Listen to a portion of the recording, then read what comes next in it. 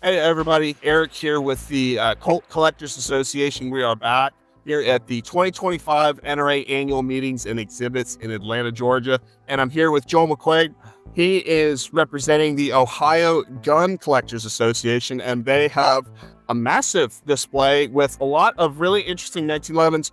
Joel, tell me, just give me a brief overview. What is it that you guys brought today? So we brought a display demonstrating the development of the 1911, starting with the pre-production 1899 gun and the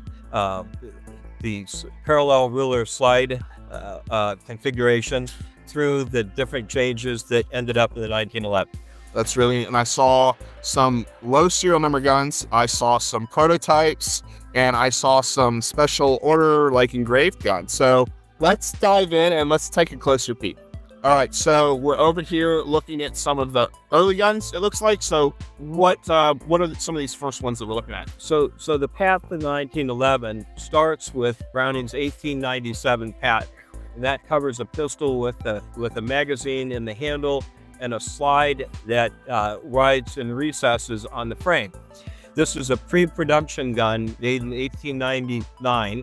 It's one of two runs of three guns. And this was before they had the roll dies ready. This was before the gun was in production. So it's all hand engraved on the notations on it. I can see that. So that's why it doesn't look quite as official. It's just more, almost looks like it was inscribed to somebody, but it's a little bit lighter. Yeah, that's really neat. And they took that gun and demonstrated it to the Army, fired 4,500 rounds through it, and the Army said, okay, we're interested. So Colt put it into production, and they did the first Army contract for the Army to evaluate with field trials.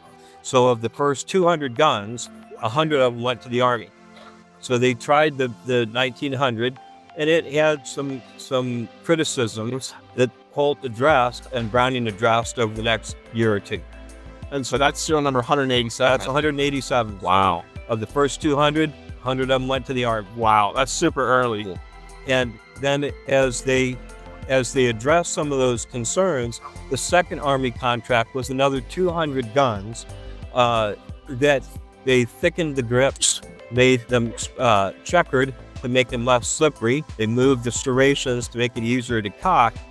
But the other complaint with the gun was they need to know when it was empty, and they needed to make it easier to load because they're on horseback.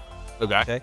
So Browning addresses that by designing the hold open device and a slide lock. And that way, when the last shell fires, the slide locks back. They put a new clip in, release the slide lock, the slide comes forward, loads the gun, and you're ready to go again. And that's this gun. And you're on the That's done there. So when he designed it, they pulled one of their guns out of their store inventory, put it in a vise, and built that device. Really? So that's the prototype the Browning brothers built. Then they took that to Colt. They said, here's the next step. Colt put the patent through. So these patents were John Browning's designs, and Colt represented him. That's fascinating. Yeah, and that's the actual gun. That's the actual gun. Like, you can still see the vice marks on the frame. Yep. And you can see the finish. Yeah. is different right in the middle. So that's where they cut out. There's loss of finish there. Is they brazed in a piece of hardened steel to for where the lock was going to be cut in. That's such a remarkable piece of Colt history, and it's neat that they left it kind of in that semi-unfinished state where you can see where it was modified to accept the lock device. Browning's prototypes were done to show what he wanted to show. He didn't care about refinishing it and all that sort of thing. That makes sense. All right, well, let's take a look down here real quick. All right, so what are some of these little things? So that slide lock is then incorporated into the 1902 gun, and they do a contract of the 1902. It's got a longer handle now to help with balance for an extra round, and they've moved the serrations to the front and made them checkered, making we see that cock. Okay, so that's pretty well received. The Signal Corps says, well, we want to replace our carbines with a pistol that the holster becomes a shoulder stock. So they developed the stock 1902. And the military is receiving this pretty well, but then they decide that the 38 caliber round is not potent enough, Not sufficient. so the Guard Thompson tests are performed, and the recommendation is for 45. Okay. So they stop development on this for the military and go to a 45. Colt had an advantage because they already had the 1905 and 45 that they were developing, and so they were able to modify it for what the Army requested in 1907 by adding a grip safety, an indicator that it was loaded, and a lanyard loop, and that is the 1907 contract gun for the 1907 pistol trials. Okay. And I can see how we're progressing towards what we know now as the 1911. You can really see some of the 1911 features starting to make themselves evident throughout the progression of some of these guns. Exactly. And Colt's advantage was, they were up and running. Savage, for instance, had to tool up, had to design it. So they were behind. So the 1907 gun that we're going to look at next didn't perform very well in the trials. All right, so 1907. So the 1907 trial guns, we have two here. The one on the left, serial number 198, was sent to the Presidio in San Francisco, and it was extensively tested. Fired hundreds of rounds through it. Wow. Broke the firing pin, pulled the firing pin out of another one, fired the rest of the ammunition they had, put it in a salt bath, tried it again the next day. It was torture. The guns didn't do well. They didn't eject well. They had parts broke in them. And it was just that the 45 cartridge was too strong for that 2-link parallel ruler design. Okay. Because the other companies were behind, the 1907 trials actually didn't end until 1909. So by that point, Browning had realized this wasn't going to work. And he had already said in both these previous patents, you don't need the front link, you just need to support the barrel. Okay. So he comes out with the 1909 design. And this is the quantum shift from the old design to the new design. They drop the front link, have a barrel bushing, and a more robust rear link. Right. And now instead of the barrel moving parallel to the frame, it tilts down. Right. And you see the push button magazine release, and the takedown lever is all starting to look familiar. It's beginning to look like a 1911. And I almost see some high power in that. Yeah, a little bit of the shape. Yeah, right. So you can see where his design influence. Yeah, where it's going. So there were only 23 of those guns made, and Colt was taking them around and demonstrating to everybody. They're going, we're getting there. Yeah. Right. And so the next change is in the last boot. Okay. So in the 1910, the grip angle is changed from 88 degrees, almost a vertical grip, to a better ergonomic 74 degrees. Okay. Straight up and down grip made you shoot low. Okay. So that improved it. And now it's beginning to look really close. But on this diagram of the barrels, you see those annular rings go all the way around. Well, that weakened the frame, so the frame's cracked. So they changed the barrel, it beefed up the frame a little bit, and that they added the thumb safety, and that became the Special Army. There were up to a dozen of the 1910s. I think we know of about 6 or maybe 8 of them now. There were 9 Special Armies. The Special Army was the gun they fired all the thousands of rounds through that sealed the reputation for reliability. And so March 29th, 1911, John T. Thompson was instructed to write Colt and say, you've won the contract. Your gun at the 1911 is going to be the new military weapon. Yeah. When can we have 31,000 of them? Yeah. And so they started production and began delivering them in January of 1912. That's a remarkable and progression and story. So the last 4 guns here on the display, serial number 81 was delivered to, and it was given to now General Lutz Wall, And that was his service weapon throughout his career. Really? You know, and then some minor changes after the first 100 guns. You have serial number 136, delivered to Springfield Army 1912 for the Army. 3075, modeled the U.S. Navy, stamped with U.S. Navy to them in 1912. And the Marine Corps contract started at 3500, so that's the 12th Marine Corps gun delivered in 1912. That's fascinating. That's that you most. I mean, you got all of them represented here, and they're just, these are in phenomenal condition too. I mean, there's nothing here that's a beater, and it's just amazing that you guys have assembled this collection of the progression of 1911.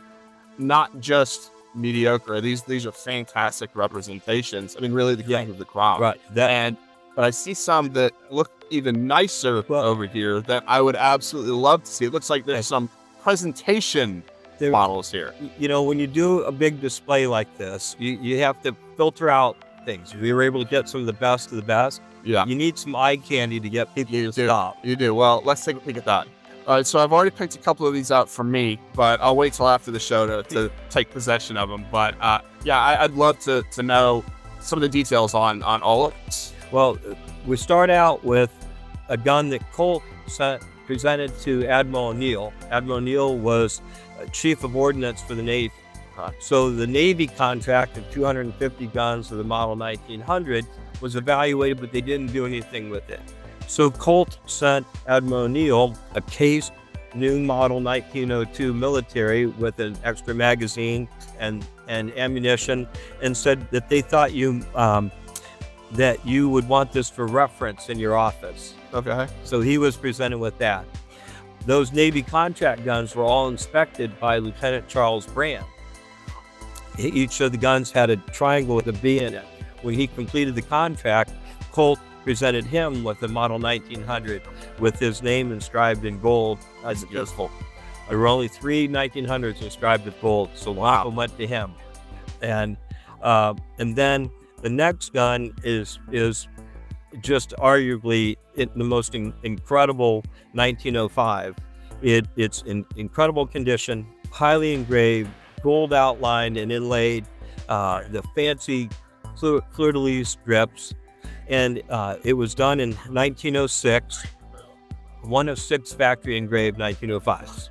So it was presented to Alexander Pendleton, who was a cadet at the military academy at West Point, and he had been kicked out of West Point in a hazing scandal. And one of the people he hazed was MacArthur. Was it really? Yeah. And so Teddy Roosevelt, kicks him out. So somehow he gets back in and he completes and graduates in 1906. And his 1903 classmates give him a brand new 1905 with everything that can be done to it. And I think that's probably not, hey, Alex, we missed you. That's probably, hey, Alex, thanks for not ratting us out and ruining all of our career. Camaraderie maintained. Yeah. Yes. So the really special gun. Next, Lieutenant Colonel Rumsey was elected president of the NRA in 1928. So he ordered 2 pocket hammer 1903s with checkered front and rear grip straps and trigger. And that's his gun in the box in pristine condition. It is. It looks like it's almost like a blue mirror. I mean, there's not a speck on it. Yeah, it's high quality gun. Love to know where the other one is if anybody out there happens to have that in their possession. And so special gun. We thought at the NRA show, we're better to show the NRA president's gun. So fitting. Yep. And then lastly, on the first day of production of the commercial 1911s, serial number C5 is pulled out of production, sent to Goff to be delivered by Albert Foster, who was Colt's New York agent, and it engraved by Goff, carved at ivory grips by Goff, and presented to his attorney. That's again an overly stunning. It looks like this gold inlay here on the top. This is by far one of the best 1911 displays that I've ever seen. I want to thank you guys so much for taking the time to bring this out and display this. And this is the kind of stuff that you'll see not only here at the NRA show, but at the Ohio Gun Collectors Association shows, Colt Collectors Association shows.